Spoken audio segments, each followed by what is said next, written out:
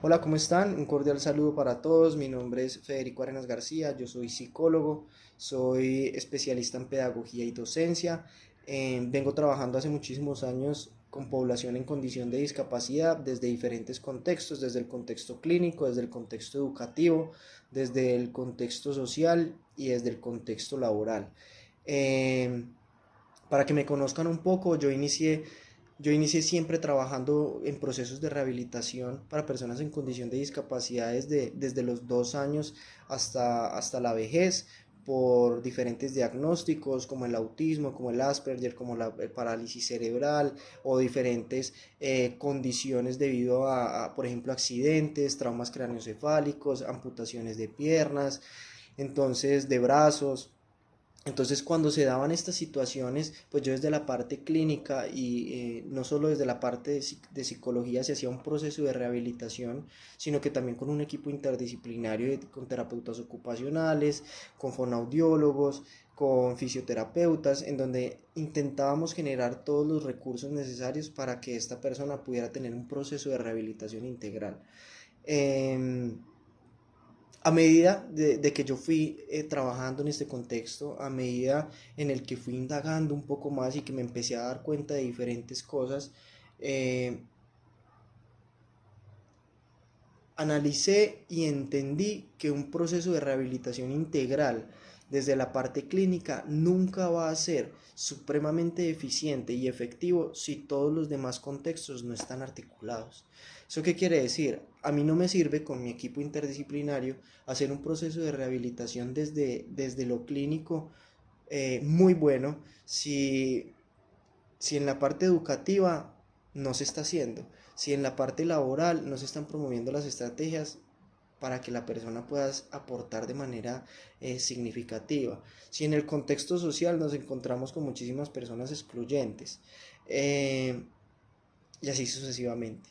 Desde el contexto familiar, la familia no reconoce el diagnóstico, la familia no entiende cuál es el diagnóstico, la familia en, cuando el niño está o la persona está dentro de la casa rompe totalmente el proceso que se viene desarrollando.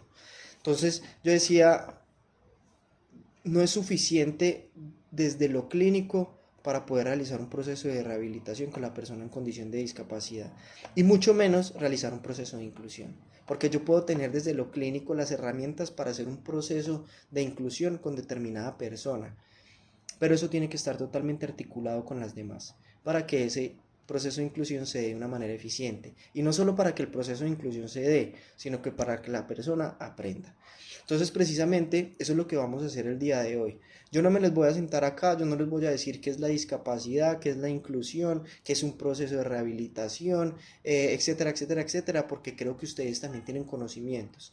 Ustedes son profesionales o tienen una experiencia eh, que las llena de herramientas también para poder aportarle al contexto en el que ustedes están. Entonces la idea del día de hoy es que podamos reconocer cuáles son esos aspectos en los que estamos fallando cuando hablamos de inclusión y cuando hablamos de discapacidad y esto nos va a ayudar a que ya las herramientas que yo conozco, ya las estrategias que yo conozco, las pueda implementar en mi contexto, a partir de lo que me dijo Federico. Yo no había pensado que Federico tiene razón en varias cosas y es que cuando se hace un proceso de inclusión desde lo educativo, yo tengo que primero diferenciar lo que es la integración de la inclusión. Cositas como así nosotros vamos a ir entendiendo en este video porque tampoco nos podemos sentar a ver un video en media hora ni una hora, sino que la idea es que podamos como generar conciencia de muchas cosas para implementar en nuestro día a día un adecuado proceso de inclusión. Entonces, a partir de que yo les hice una breve como revisión de quién soy yo, de qué hago, cómo surgió todo este proceso, entonces, a medida de que yo me encontraba en ese proceso en procesos de rehabilitación con personas en condición de discapacidad, dije, yo quiero promover adecuados procesos de inclusión dentro de esos contextos para ayudar a que esa persona sea mucho más funcional. Y pensé y dije, pero tengo que saber enseñar. Si yo me quiero ir al contexto educativo y decirle al docente que tiene que modificar la malla curricular o su forma de enseñar, porque no está ejecutando un adecuado proceso de inclusión desde lo práctico, yo tengo que tener también las herramientas y los conocimientos desde lo pedagógico y desde la labor docente para poderle dar las herramientas.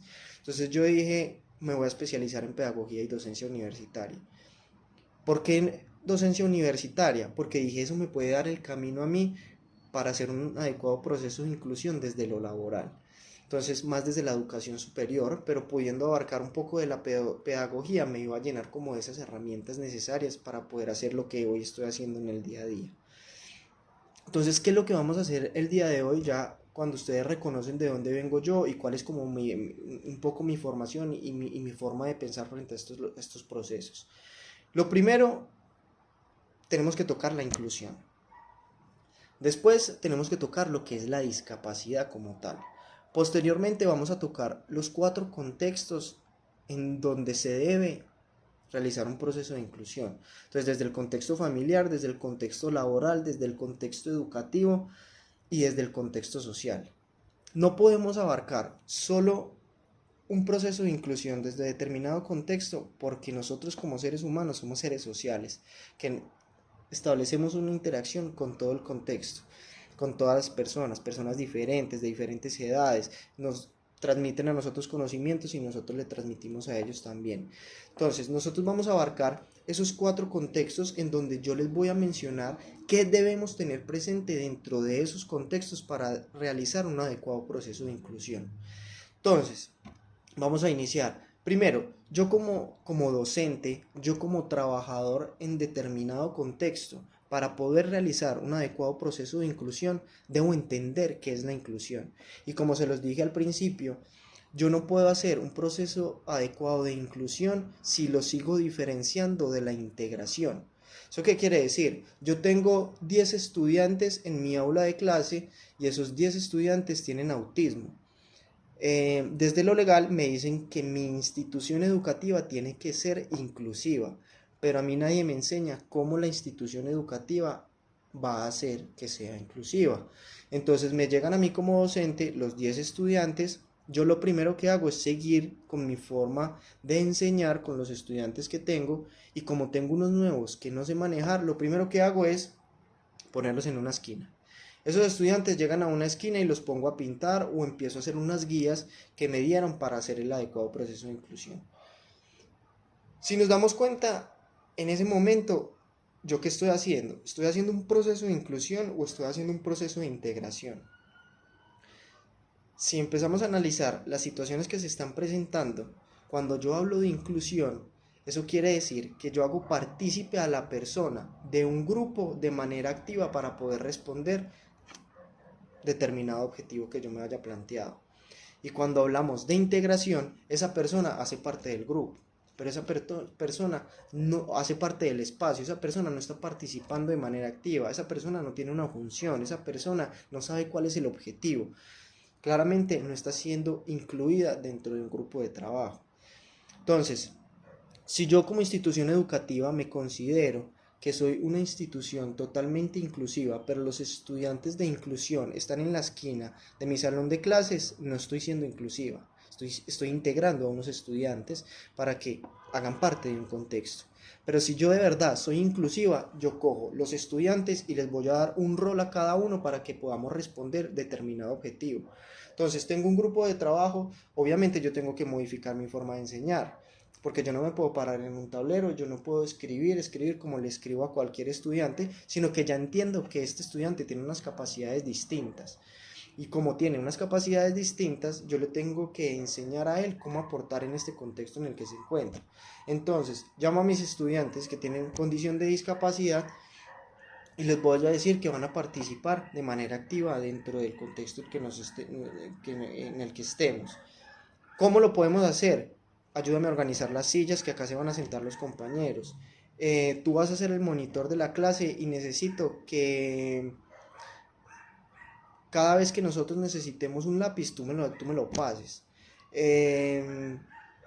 Tú vas a ser la persona encargada de recoger las tareas. Tú vas a ser la persona encargada de ayudarle a los demás con las cosas que necesiten. Claramente tenemos que tener en cuenta el diagnóstico que tiene el niño y la funcionalidad que tiene el niño para poder responder a estas actividades. pero solo se puede realizar un proceso de inclusión desde que nosotros entendemos que un proceso de inclusión es cuando yo traigo a esa persona y la hago partícipe de ese contexto de manera activa para responder a un mismo objetivo. Si no, yo no estoy haciendo ningún proceso de inclusión. Listo. Eso es como lo primero que nosotros tenemos que tocar, poder diferenciar integración de inclusión. Desde el contexto educativo lo estoy haciendo, desde mi labor como docente lo estoy haciendo, desde la parte laboral lo estoy haciendo o no lo estoy haciendo. Ya cada uno nos vamos preguntando y vamos respondiendo a eso. Como nos acabamos de dar cuenta, para yo poder realizar un adecuado proceso de inclusión, yo tengo que entender un diagnóstico, es decir, yo tengo que entender también la discapacidad. ¿Qué es una discapacidad? También debo entender a la discapacidad no como una persona incapaz de realizar determinada actividad, sino una persona que responde diferente a determinadas actividades porque tiene unas capacidades distintas. ¿Cómo así? Pero eso no lo tenemos todos nosotros independientemente si tenemos un diagnóstico o no. Sí. Entonces ahí es cuando nosotros decimos, ¿por qué nosotros trabajamos, mencionamos o nos referimos a las personas en condición de discapacidad diferentes a las otras? Claramente tienen unas competencias, claramente tienen unas habilidades distintas, pero simplemente esa persona tiene unas capacidades distintas a la de los demás y necesita un apoyo adicional para poder responder a las cosas que se van presentando. Y tenemos que entender también los tipos de discapacidad. Entonces, si yo tengo una persona con discapacidad física, si yo tengo una persona con discapacidad cognitiva, si yo tengo una persona con diferentes tipos de discapacidades. Entonces, lo primero, ¿qué es una discapacidad? Desde diferentes estudios, desde diferentes literaturas, podemos encontrar que es una discapacidad. Pero desde mi punto de vista, y no desde mi punto de vista, desde lo que me he formado y desde lo que he entendido de la discapacidad, es que la discapacidad es la capacidad que tienen las personas para desenvolverse en determinado contexto, ya sea de manera distinta, con apoyo, con necesidades en determinado contexto para poder responder a determinada actividad. Entonces, si nosotros entendemos la discapacidad desde la labor en el día a día, nos vamos a dar cuenta de que la discapacidad no es el impedimento para realizar ninguna actividad, es la capacidad de realizarla de forma distinta. Entonces, nosotros primero entendemos a la discapacidad como eso que les acabo de mencionar. ¿Y por qué no entendemos la discapacidad como diversidad? Entonces, muchos autores y muchas literaturas están hablando de que como la persona no es incapaz de realizar nada, determinada actividad, es decir, no es discapacitada para algo, sino es diferente para algo, entonces ya se está empezando a hablar de diversidad. Este niño con autismo no es una persona discapacitada, esta persona no es incapaz para algo, esta persona es diferente y necesita un apoyo distinto, entonces necesito implementar estrategias distintas para esa persona. Vamos recogiendo un poco, ya entendimos lo que es la inclusión, tenemos que diferenciarla de la integración, inclusión e integración.